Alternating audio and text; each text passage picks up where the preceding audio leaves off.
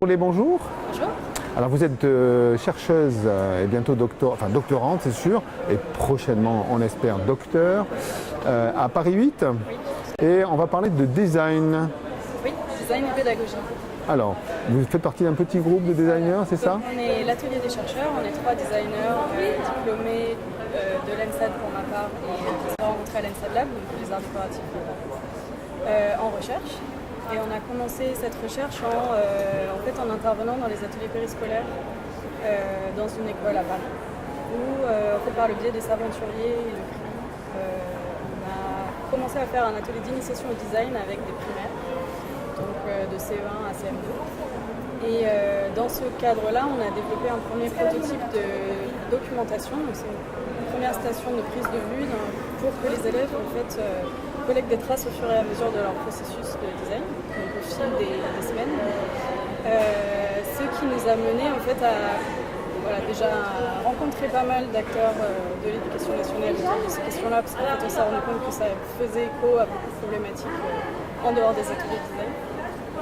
Et ensuite on a continué à développer ce prototype-là qui est devenu Dudoc.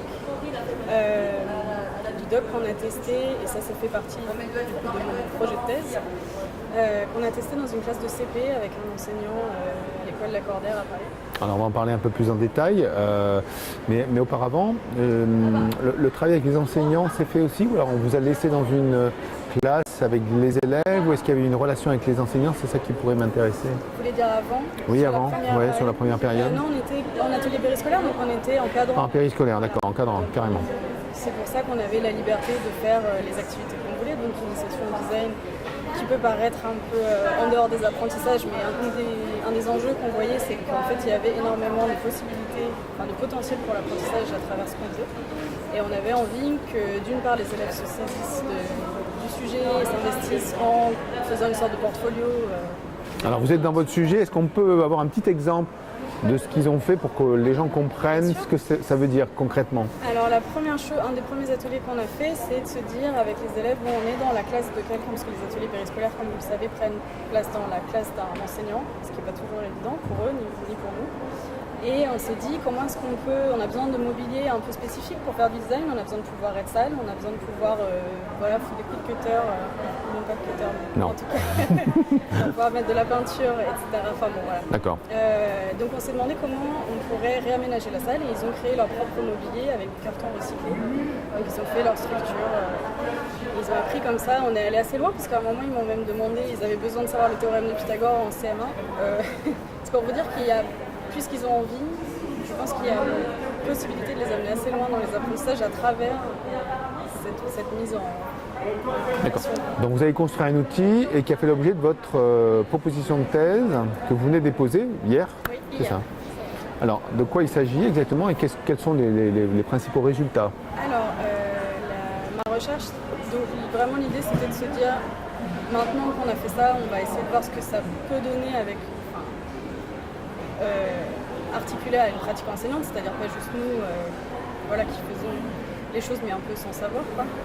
Donc voilà, comment est-ce que ça peut être vraiment au service d'une pratique pédagogique et d'un enseignant qui a une expérience d'une classe, enseignant expérimenté en l'occurrence. Et moi j'ai regardé comment est-ce que l'introduction de ce dispositif transformait les dynamiques dans la classe et comment est-ce qu'au fur et à mesure en fait la pratique de l'enseignant a évolué d'une pratique assez didactique classique, frontale, etc. à un morcellement des activités, donc plusieurs ateliers dans la classe en même temps, comment est-ce que les enfants ont petit à petit commencé à proposer des sujets eux-mêmes, on est en CP. Donc voilà, comment les élèves ont commencé à s'approprier un peu leur propre dynamique d'apprentissage. D'accord. Donc votre propos c'est de dire que ça peut être duplicable, que c'est un modèle qui peut être répliqué dans différentes classes par des enseignants eux-mêmes. Il y a une méthode.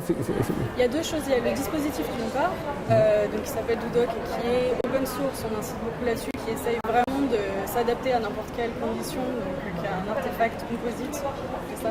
Ça veut dire qu'il s'assemble un peu à la manière dont vous voulez dans l'espace que vous avez, avec les moyens que vous avez. On a vraiment essayé de prendre les contraintes en compte.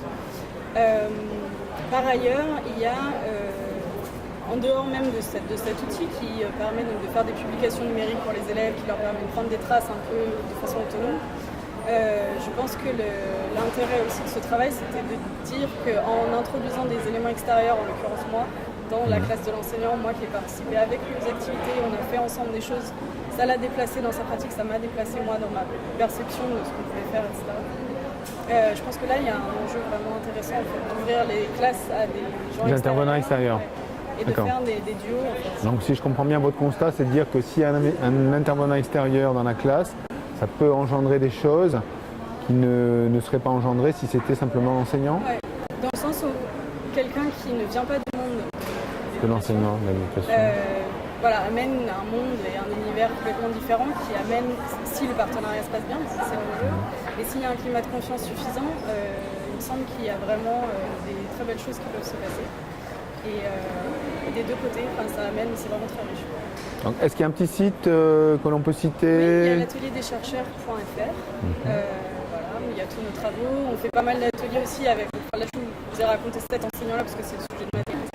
Mais on collabore avec d'autres enseignants. La semaine prochaine, on est en Bretagne à Trébédan, par exemple, avec des maternelles. Donc, on va. Là, effectivement, l'école est très ouverte dans ce village aussi, a priori. Il y a beaucoup d'intervenants extérieurs, même des très vieux, d'après ce que j'ai entendu dire. Donc, on est très sensible au fait que les enseignants nous contactent directement, nous disent bon, en fait, vos projets nous parlent, on a envie de faire ça avec, de développer ça, nous, nos pratiques, c'est celle-ci, qu'est-ce qu'on peut faire avec vous? Et je trouve que c'est une très belle démarche et des belles rencontres. Merci Pauline.